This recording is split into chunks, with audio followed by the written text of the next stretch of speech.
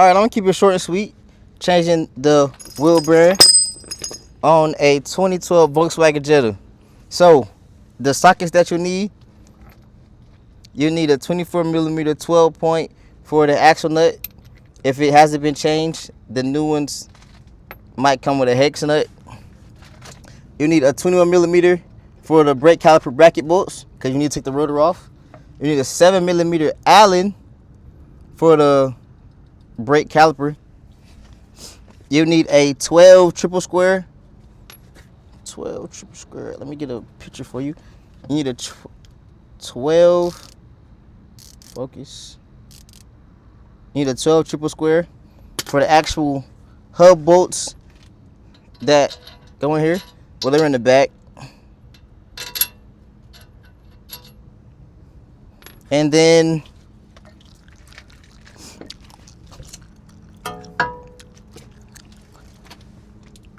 you'll use the control arm bolts underneath. That's what I did.